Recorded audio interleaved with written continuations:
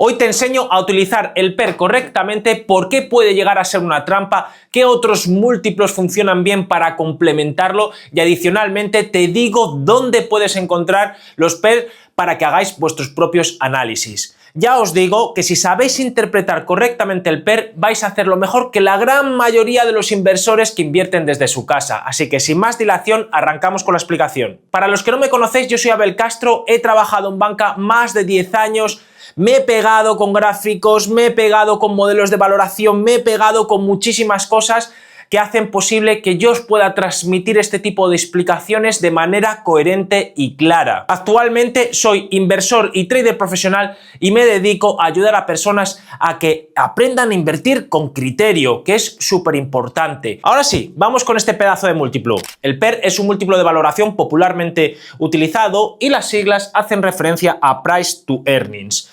El cálculo es bastante sencillo, es una relación, una división entre el precio de la acción y el beneficio neto de la acción. Y resalto beneficio neto porque muchos de mis alumnos toman el beneficio bruto. Es el beneficio neto, lo que queda justamente al final tras descontar todos los diferentes gastos, tantos gastos directos como de personal, OPEX, etcétera. Y lo que te queda justamente al final es lo que se tiene en cuenta para calcular el PER. Para que lo entendáis de una manera fácil, el PER me está diciendo cuántos años de beneficio estoy pagando por comprar esta acción. Por ejemplo, si una empresa tiene un PER 15, esto significa que estoy pagando 15 veces sus ganancias en un año. Dicho de otra manera, necesitaría 15 años si mantuviera el mismo crecimiento o las mismas ganancias por año, mejor dicho, para recuperar toda esa inversión inicial. Con todo esto puedes llegar a una conclusión bastante básica, que cuanto más alto el PER, más estoy pagando en relación a los beneficios que está haciendo a día de hoy. Por ello, siempre las personas o la gente, por desconocimiento, tiende a pensar que cuanto más alto es el PER, es peor esa acción. Y esto nos conduce a lo siguiente. No siempre una acción con PER bajo significa que esté barata, ni tampoco una acción de PER alto significa que esté cara, ¿de acuerdo? Recordemos que el PER es una relación directa entre el precio de la acción y los beneficios. Pero ¿qué pasa si el mercado empieza a descontar que esa acción, esa empresa es una puñetera mierda y los beneficios puede que se vayan para abajo, ¿no? Entonces, si los beneficios empiezan a caer, ¿qué va a pasar con el PER? Que el PER va a empezar a caer. ¿Es una acción buena? ¿Tú comprarías una empresa que tiene unos beneficios que están cayendo en picado y que se prevé que continúen cayendo? Pues igual no la comprarías, aunque efectivamente te esté empezando a generar un PER más bajo. Lo mismo sucede cuando están acciones con un PER alto, porque tú puedes tener perfectamente empresas que estén creciendo una auténtica barbaridad en bolsa, ¿de acuerdo? Que sean una tendencia alcista. Obviamente esto significa que el precio está creciendo y los beneficios de ahora continúan inamovibles, ¿de acuerdo? Porque por ahora es inamovible, porque oye, pues la empresa está en esa fase de crecimiento y los beneficios pues continúan o estancados o incluso tiene hasta menos, pero esta empresa sí que promete una expectativa de crecimiento de beneficios a futuro. ¿Qué significa? Que el PER obviamente va a aumentar una barbaridad. ¿Por qué? Porque si el precio de la acción sube y los beneficios o se mantienen estancados o incluso empiezan a caer porque hace inversiones en infraestructura, pues obviamente tenemos un PER alto. ¿Qué significa? ¿Que está cara la acción? Pues igual no está cara la acción, porque igual estás comprando una empresa que promete y es momento de ir comprándola, ¿de acuerdo? Aunque tenga un PER elevado. Esto es una de las trampas muy clásicas y esto es una de las cosas que sucede y también veo con mis alumnos. Con lo cual, nunca te fíes solamente del PER a la hora de escoger un negocio. Está bien que lo complementes pues con otros múltiplos y que tengas en cuenta ciertas cosas. En resumen, mucho cuidado con el PER y conviene que hagas investigación. Conviene que investigues esa empresa en cuestión. ¿Bien? Entonces, ¿cómo sabemos si un PER alto está justificado? Pues para ello utilizamos el PEG, que es un múltiplo que establece una relación entre el PER y tiene en cuenta el crecimiento. Súper importante. ¿Cómo interpretamos esto? Pues oye, aquellos PEG que estén por debajo de 1, pues tienen una valoración razonable y aquellos que estén por encima de 1 ya empieza a ser exigente, ¿de acuerdo? ¿Qué es lo interesante de todo esto? Lo interesante de todo esto al final es cogernos, oye, las empresas que sean comparables, aquellas empresas que pertenezcan a un mismo sector y que tengan cierto comportamiento similar, y nos las ponemos en lista, ¿de acuerdo? Y vamos viendo el PER y vamos viendo el PEG, ¿de acuerdo? Y es una manera de ir comparando e ir viendo aquellas empresas que, oye, pues pueden resultar más atractivas o que tienen, digamos, valoraciones mejor justificadas. Y tú te das cuenta de que, oye, pues un poco como lo que vimos en el vídeo de las fotónicas, que veíamos, por ejemplo, Lumentum, que tenía un PER de 120, pero luego tenía un PEG de 0,8 aproximadamente. Y sin embargo, veíamos otras como Fabrinet, que tenía un PER de 60, pero luego tenía un PEG de en torno a un 2,02, algo así, ¿de acuerdo? Entonces, a efectos de valoración ajustada a crecimiento, especialmente en sectores growth que son alcistas y que son de crecimiento puro y duro, es muy sensato dejarse guiar por el PEG. Y hago mucho hincapié en esto porque generalmente todos estáis mirando las empresas tecnológicas porque son las que más crecen, pero hay que tener en cuenta este múltiplo porque complementa muy bien la foto del PER, porque el PER por sí solo, especialmente en aquellos sectores que crecen una auténtica barbaridad, no tiene ningún sentido. Y lo sé porque me vienen muchos chavales escribiendo en comentarios de que tiene un PER muy elevado. Si ya lo sé, si yo sé que muchas de las empresas que hablo tienen PERs elevados, pero tiene toda la lógica del mundo, ¿de acuerdo? Están en esa fase de crecimiento. Ya os he explicado que una empresa crece de manera exponencial en sus primeros años y luego tiende a estabilizarse. Es el ciclo natural de una empresa. Con lo cual hay que saber utilizar correctamente las diferentes herramientas, múltiplos de valoración para tomar decisiones con criterio. Otra cosa que tienes que saber es que hay dos PER que la gente confunde mucho. Tenemos el PER Trailing, que seguramente lo veas con TTM, que es Time to Market, que es un PER que se basa en la evolución de ese mismo en los últimos 12 meses, con lo cual es un PER con datos reales, ¿bien? Y por otra parte tenemos el PER Forward, ¿bien? Que es un PER a futuro, que este se calcula basándose en una estimación a futuro a 12 meses y este crecimiento, esta estimación, está calculado por un consenso de analistas, con lo cual este PER Forward es una previsión, ¿de acuerdo? Porque esto lo vemos mucho en muchos múltiplos y no sabemos de dónde viene esto. ¿Qué pasa? Que es una previsión, es decir, llegan unos tíos y te calculan una tasa de crecimiento para el PER normal, Time to Market, se la aplican y ya tienes el PER Forward. Pero ¿qué pasa? Que esa G, esa tasa de crecimiento, pues obviamente eso sale un poquito de la manga, ¿no?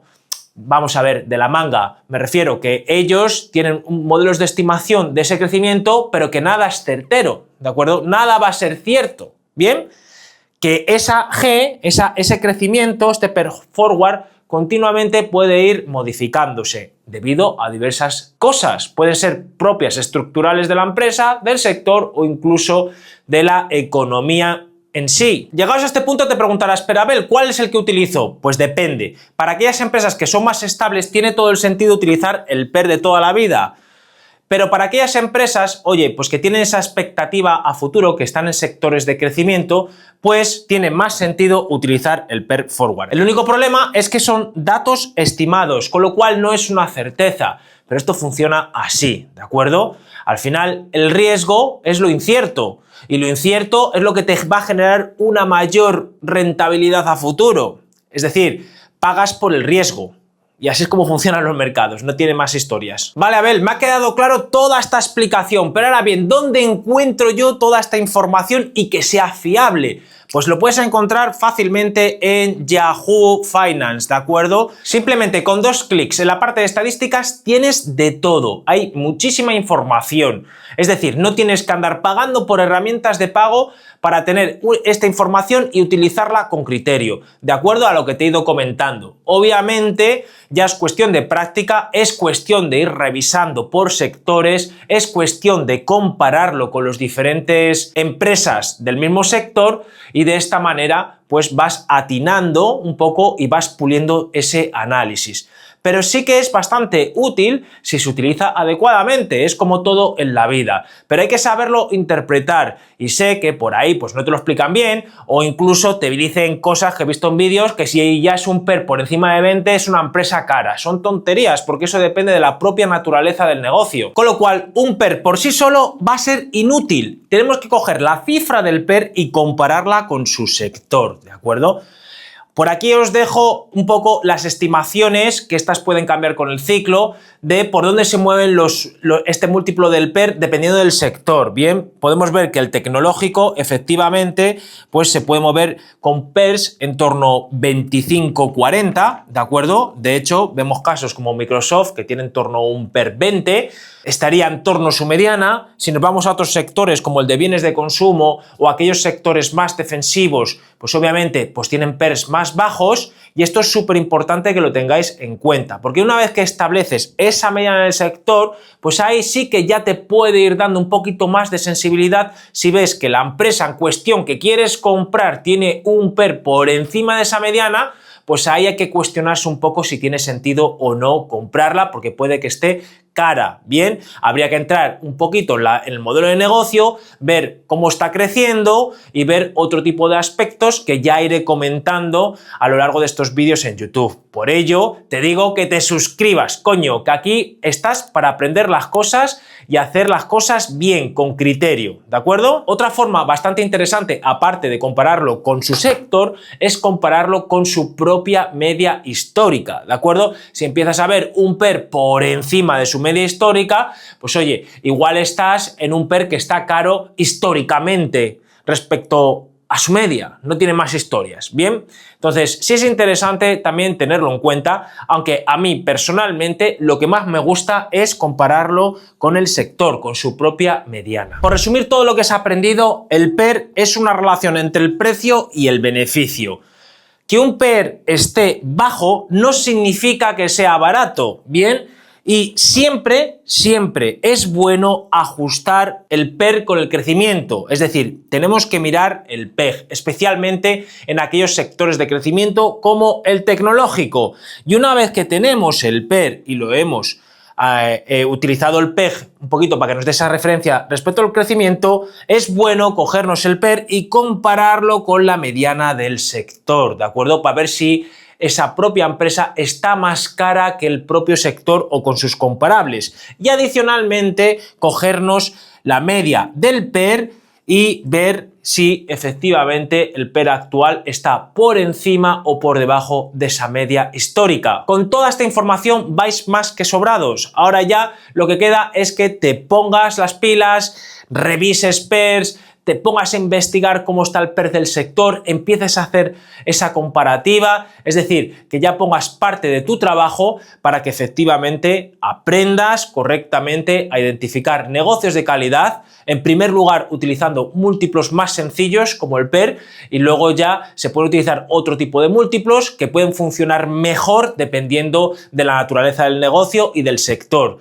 Ya iré comentando en diferentes vídeos diferentes tipos múltiplos de valoración y los llevaré de una forma que lo entendáis y lo más práctico posible. Así que si no te quieres perder ningún vídeo, suscríbete, dame un buen like, pregúntame lo que quieras en comentarios, alguna sugerencia de algún múltiplo que te llame la atención para que lo pueda explicar en otro vídeo. Y como ya sabéis, tengo una academia y comunidad de inversores privada donde les enseño todo esto, no solamente de forma teórica grabada, sino que también cuentan con 2 clases, 2 directos a la semana donde ponemos en práctica toda esta parte, tanto a nivel de fundamentales como técnicos, analizamos empresas, etcétera, y lo más importante, les enseño a construir su propia cartera de inversión totalmente personalizada, porque las inversiones son algo personal.